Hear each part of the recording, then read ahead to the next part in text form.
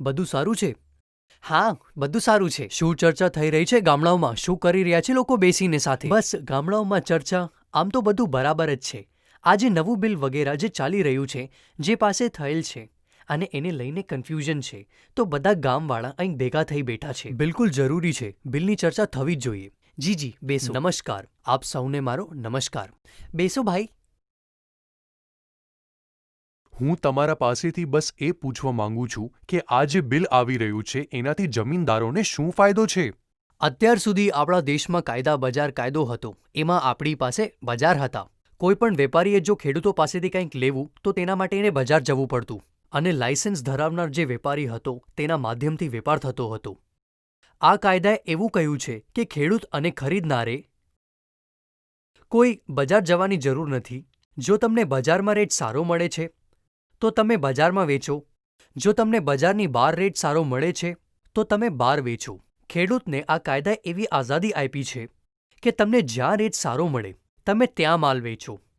પહેલાં પણ એક કાયદો હતો અને હવે પણ આ કાયદો છે, અને આ નવા કાયદાથી આપણને શું ફાયદો થશે?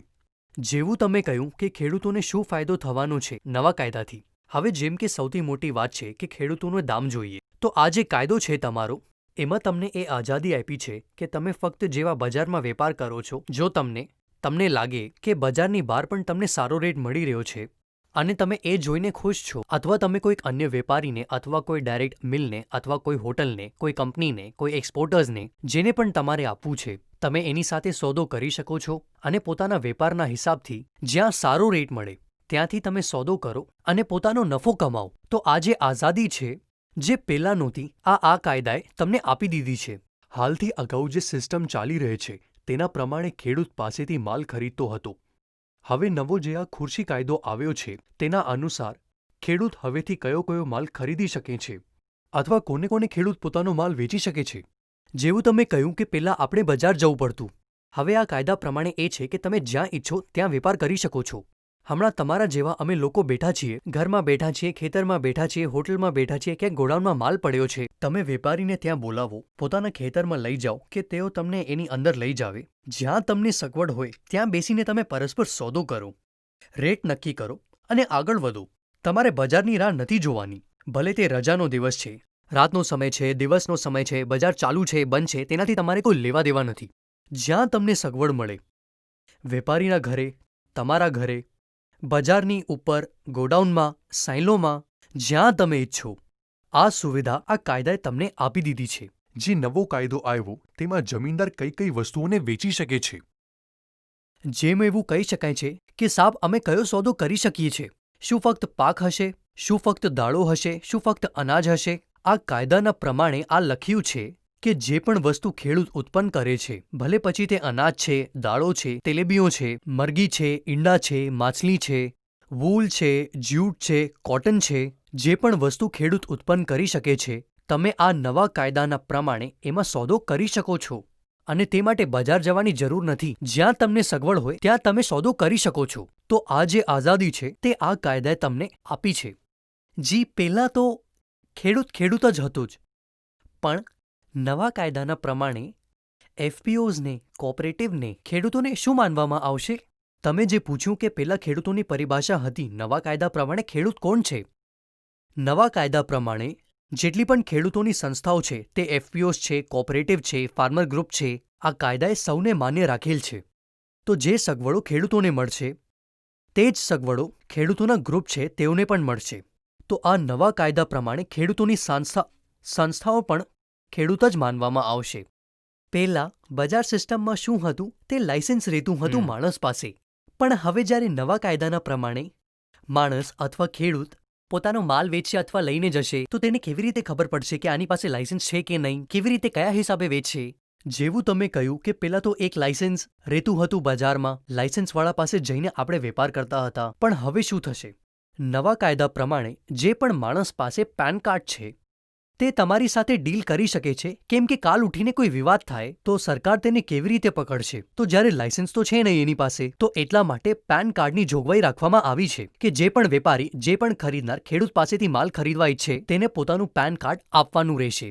અને જો તે પેન કાર્ડ નથી આપતો તો તેમાં એક સજાની જોગવાઈ રાખવામાં આવી છે કે સરકાર તેના પર 5 લાખ સુધીનો દંડ લગાવી શકે છે. તો આ એક નાનકડી શરત આમાં મૂકવામાં આવી છે જેથી ખેડૂતોની સાથે કોઈ છેતરપિંડી ન કરે, અને છેતરપિંડી કરે તો પકડાઈ જાય, ભાગી ન જાય. જો કોઈ વેપારી પેન નંબર નથી આપતો તો નવા કાયદાના હિસાબે તેના પર શું કાર્યવાહી થઈ શકે છે? બહુ જરૂરી છે એ જાણવાનું કે ખેડૂત પાસેથી કોણે સામાન લીધું. અને એટલા માટે આ કાયદામાં પેન નંબરની જોગવાઈ છે. જો કોઈ વેપારી પેન નંબર નથી આપતો, રસીદ પર પેન નંબર નથી લખતો, તો આ કાયદાનું ઉલ્લંઘન છે. અને એવા વેપારીઓની વિરુદ્ધ કાયદાના હિસાબે કાર્યવાહી થઈ શકે છે. તેમાં 5 લાખ રૂપિયા સુધીનો દંડ પણ હોઈ શકે છે. સારું. અને એનો આખો હેતુ એ છે કે દરેક રીતે અમે ખેડૂતોને સુરક્ષિત રાખવા ઈચ્છીએ છીએ, જેથી કોઈ ખેડૂતોની સાથે છેતરપિંડી ન થાય. જ્યારે આપણી દુકાનમાં બાજરો, ઘઉં જે પણ લઈ જઈએ છીએ તે પૈસા અમને તરત જ આપી દેતા હતા. હવે જે સરકારનો આ નવો કાયદો છે તે પૈસા ક્યારે આપશે? કાયદો ખૂબ જ ક્લિયર કહે છે, માલ ઉપાડતા અગાઉ પૈસા આપી દો. જો તમારી પાસે એ વખતે પૈસા નથી તો રસીદ આપી દો, અને 3 દિવસની અંદર જે તમારો હિસાબ બને છે તે ખેડૂતને ચૂકવો. પહેલાં જે બજારમાં અમે પોતાનો માલ લઈ જતા હતા તેની ફી લાગતી. હવે શું થશે? તમે પૂછ્યું કે પહેલાં જે બજારોમાં માલ વેચતા હતા તો તેની બજારની ફી લાગતી હતી. ઠીક છે, નવા કાયદા પ્રમાણે એ કહેવામાં આવ્યું છે કે જો તમે બજારની બહાર સોદો કરો છો તો કોઈ પણ પ્રકારની કોઈ ફી નહીં લાગે. ન તમારા પર લાગશે, ન તો તમારા ખરીદદાર પર લાગશે. આ સગવડ હોવાથી એ થયું છે કે જે પૈસા પહેલા બજાર સમિતિઓમાં જતા હતા, કપાતા હતા, તો વેપારી પણ એ પ્રમાણે ઘટાડીને પૈસા આપતો હતો, અને તે ઘટાડેલા પૈસા તમારા સુધી આવતા હતા. હવે નવા સોદામાં એવું થશે કેમ કે વચ્ચેમાં કોઈ વચેટીઓ નથી. તમે સીધા કસ્ટમર અને ખરીદદાર બંનેથી વાત કરી રહ્યા છો. જે ભાવ નક્કી થશે તે આખો ને આખો જ તમને મળશે. ના એમાં કોઈ બજારની ફી કપાવવાની છે, ન કોઈ અન્ય પ્રકારની કોઈ પ્રતિબંધ છે. તો એનાથી તમારી આવક વધે છે અને ખર્ચા ઘટે છે. અને બાકી જે સમસ્યાઓ આવે છે બજારના ફીને લઈને, રસીદ બનાવડાવો, સેક્રેટરી પાસે જાઓ, એ બધી સમસ્યાઓ સમાપ્ત થઈ જશે. તો તેનાથી જ આ આશાઓ છે કે જ્યારે પણ વેપારી ડાયરેક્ટ તમારી પાસે આવશે તો તમે વેપારી સાથે વાત કરશો તો જે સામે સોદો થશે તો તમને પૂરા પૈસા મળશે. અચ્છા, નવા કાયદાના પ્રમાણે હવે ખેડૂતોને કંઈક સગવડો ઉપસ્થિત છે. પહેલાં તો શું ટેકનોલોજી નહોતી, પણ હવે નવી ટેકનોલોજી આવી ગઈ છે. તેના હિસાબે શું જોગવાયું છે ખેડૂતોના પક્ષમાં? હવે જે બદલાઈ રહી છે દુનિયા, પહેલાં શું હતું કે આપણે બજાર જતા હતા, પોતાનો માલ લઈને ત્યાં લોકલ બજારમાં જ વેચતા હતા. હવે ટેકનોલોજી આવવાથી આખી દુનિયા ખુલી ગઈ છે. હવે તમે પોતાના કમ્પ્યુટર પર બેસીને, પોતાના ઇન્ટરનેટ પર બેસીને, બાકી ઈ-કોમર્સની સાઇટ છે, તમે ત્યાં પણ પોતાના કસ્ટમર્સને શોધી શકો છો. જો તમારી પાસે કોઈ સારી વસ્તુઓ છે તો તમે તેઓને મેલ કરી શકો છો. કોઈ એવા પ્રકારનું પ્લેટફોર્મ છે, ક્વોલિટી જણાવી શકો છો કે મારી પાસે બાજરો છે, એ ગ્રેડનો છે, કોઈ ડાંગર છે, કોઈ શાકભાજી છે, કોઈ અન્ય વસ્તુ છે. તમે ત્યાં તેને ડિસ્પ્લે કરો. તમને બાયર જરૂરી નથી કે કોઈ લોકલ બજારનો જ મળે. જેને પણ લાગશે કે આ વસ્તુ સારી છે તે તમારી સાથે વાતચીત કરશે, તમારી સાથે સોદો કરી શકે છે. તો આવનારા સમયમાં તો ખેડૂતોને આખી દુનિયાનો પહોંચ મળી શકે છે ટેકનોલોજીના પ્લેટફોર્મથી. એટલા માટે ભારત સરકારનો પ્રયાસ છે કે આપણે બજારની સાથે બજારો તો રહેશે જ, બજારની સાથે આપણે ઇલેક્ટ્રોનિક ટ્રેડિંગ પ્લેટફોર્મ પણ બનાવીએ. જો અગર ખેડૂત બજારની બહાર વેપાર કરવા ઈચ્છે છે, દુનિયાના કોઈ ખૂણામાં વેપાર કરવા ઈચ્છે છે, તો તે કરી શકે છે. તો આખી જે દુનિયા છે તમારા માટે બજાર બની જશે. હવે આ નવા કાયદા પ્રમાણે કમ્પ્યુટર વડે ઓનલાઈન જે અમે માલ વેચવા માંગીએ છીએ, જો એમાં કોઈ ગડબડ કે ચીટિંગ થઈ જાય તો તેના માટે શું જોગવાઈ છે? તો તેમાં કાયદામાં શું પ્રાવધાન છે? જે ઇલેક્ટ્રોનિક ટ્રેડિંગ પ્લેટફોર્મ છે ત્યાં જ બાયર અને સેલર, તમે અને વેપારી આમે સામે તો નથી. આવી સ્થિતિમાં જો કોઈ પ્રકારની છેતરપિંડી ન થાય તેના માટે જે જોગવાઈઓ બનશે ઇલેક્ટ્રોનિક પ્લેટફોર્મમાં, તેમાં જે ખરીદનાર હશે તેની આખી ડિટેલ રજિસ્ટ્રેશન સરકાર કઢાવશે. તેમાં કોડ ઓફ કન્ડક્ટ હશે કે તમે ખેડૂતોને શું કહેશો, શું નહીં કહેશો, જેથી છેતરપિંડી ન થાય. અને જે સગવડો હશે તેમાં બધી લખવામાં આવશે જેથી ખેડૂતોની સાથે કોઈ પણ પ્રકારની કોઈ અપરિચિત ઘટના કે કોઈક પ્રકારની કોઈ એવી વાત ન થાય જેનાથી કોઈ નુકસાન થઈ જાય. અને જો કોઈ જાણી જોઈને આ પ્રકારની દુષ્ટતા કરે છે તો એમાં જોગવાઈ છે કાયદામાં કે એવા લોકો પર 10 લાખ સુધીનો દંડ. જો તે તેમ છતાં પણ નથી સુધરતો તો રોજનો 10,000નો દંડ. એ જોગવાઈ પણ આ કાયદામાં કરવામાં આવેલ છે. કુલ મળીને જોગવાઈ છે કે જ્યારે અમે ખેડૂતોને નવી સગવડ આપી રહ્યા છીએ, નવું ટ્રેડિંગ પ્લેટફોર્મ આપી રહ્યા છીએ, તો ત્યાં પૂરી પ્રામાણિકતા વર્તવામાં આવે. કોઈ પણ ખેડૂતોની સાથે ખોટું કામ ન કરે એવી કાયદામાં જોગવાઈ છે. અમને એ જાણવું છે કે આ જે નવો કાનૂન આવ્યો છે તેમાં વેપારીને અમારા વચ્ચે કોઈ વિવાદ થઈ જાય તો અમે તેનો નિપટારો કેવી રીતે કરશું? જ્યારે પણ કોઈ વેપાર થાય તો એમાં વિવાદની સંભાવનાઓ રહે છે. આ કાયદામાં એ જોગવાઈ કરવામાં આવે છે કે ખેડૂત નાનો છે, નાના નાના વિવાદ થશે, નાની રકમમાં વિવાદ થશે તો ખેડૂતોને કોર્ટના આંટા ન મારવા પડે, વકીલ હાયર ન કરવું પડે, વકીલના ખર્ચા ન આપવા પડે. તો આમાં ખૂબ જ સિમ્પલ જોગવાઈ એ કરવામાં આવી છે કે તમે જે લોકલ એસડીએમ સાહેબ છે ત્યાં જઈ શકો છો અને કહી શકો છો કે સાહેબ મારી સાથે આ ગડબડ થઈ ગઈ છે. તો એસડીએમ સાહેબ કોઈ પણ એક અધિકારીને, ભલે ત્યાંનો સરપંચ હોય, એગ્રીકલ્ચર ઓફિસર હોય, કોઈને પણ કહી શકે છે કે આમનો જરા વિવાદ જોઈ લો. તો તે મધ્યસ્થતા કરશે, સામે સામે બેસાડીને પતાવટ કરવાનો પ્રયાસ કરશે. જો પતાવટ થઈ જાય તો ખૂબ જ સારી વાત છે. જો નથી થતો તો પાછા એસડીએમ સાહેબને કહેશે કે સાહેબ આમ માની નથી રહ્યા, આ બાબત છે, હવે તમારે જે ચુકાદો કરવો હોય તે કરી લો. એસડીએમ સાહેબ 30 દિવસની અંદર પોતાનો ચુકાદો આપવાનો છે, વ્યૂ આપવાનો છે. જો તમને માની લો કે એસડીએમ સાહેબની વાતથી સંતુષ્ટિ નથી તો તમે એમના જે મોટા અધિકારી છે એમના સુધી જઈ શકો. તો કોર્ટ ગયા વગર કોઈ ખર્ચા કર્યા 30 દિવસની અંદર તમને સમસ્યાનો ઉકેલ મળી જશે. પહેલા સિસ્ટમમાં કોર્ટ જવું પડતું હતું, કોર્ટના ખર્ચા હતા, ચુકાદો ક્યારે આવશે એની ખેડૂતને ક્યારે ખબર નહોતી પડતી. 10,000 20,000નો અગર કોઈ ઝઘડો છે તો એના માટે તમે કેટલો ખર્ચા કરશો? તો આ જે જોગવાઈ છે કોર્ટમાં, આ ઇમ્પોર્ટન્ટ છે. આજે ભારત સરકારનો નવો કાયદો આવ્યો છે તે તમારા માટે નવું છે. આમાં ઘણી બધી જોગવાઈઓ છે જેથી ખેડૂતોને જે પહેલેથી જ નબળું બજાર હતું હવે તમારા માટે આખું બજાર ખોલી દીધું છે. પણ આમાં કેટલીક વસ્તુઓ એવી હશે જેને સમજવામાં તમને કદાચ સમય લાગશે. ઘણા બધા લોકો તમને ઘણી બધી રીતની વસ્તુઓ શીખવશે. મારું નિવેદન એ છે તમને કે જ્યારે પણ કોઈ નવો કાયદો આવે છે તો તમે પોતે તેને વાંચવાનો પ્રયાસ કરો, પરસ્પર ચર્ચાઓ કરો, સમજવાનો પ્રયાસ કરો, ચડવણીમાં ન આવો. આ ખૂબ જ જરૂરી બાબત છે અને આવનારા સમયમાં જોશો કે સમયની સાથે સાથે વસ્તુઓ સુધરશે અને તે જે ખેડૂતોની સમસ્યાઓ છે તેના પર ધ્યાન આપવામાં આવશે. અને આવનારા સમયમાં સૌનો પ્રયાસ એ છે કે દેશની ખેતી અને ખેડૂત સમૃદ્ધ થાય અને આગળ વધે. આપ લોકોથી મળીને ખૂબ ખૂબ સારું લાગ્યું અને ખૂબ ખૂબ ધન્યવાદ. આપ લોકોએ સમય આપ્યો અને ખૂબ સારી ચર્ચા રહી, ઘણું બધું શીખવા મળ્યું આપ લોકોથી. સૌરભ, તમારો પણ ધન્યવાદ. ફરી મળીએ. ઠીક. કિસાન ભાઈઓ નમસ્કાર. હમણાં તમે તમારા ખેડૂત સાથીઓની સાથે એક ચર્ચા સાંભળી. ઘણા બધા મહત્વપૂર્ણ સવાલ સામે આવ્યા. એમાંથી કેટલાક પર હું વિસ્તારપૂર્વક ચર્ચા કરીશ જેથી તમને આ તમામ સવાલોના જવાબ બરોબર સમજાઈ જાય. ખેડૂત ભાઈઓ, એવું પૂછવામાં આવે છે કે કાયદાની જરૂર શું હતી, જ્યારે બાકી વેપારોમાં જે મેન્યુફેક્ચરર છે તેને તે આ વાતની આઝાદી છે કે તે ક્યાં પોતાનો માલ વેચે તે ચૂઝ કરી શકે છે. જ્યાં બરોબર ભાવ મળે ત્યાં તે પોતાનો સામાન વેચી શકે છે.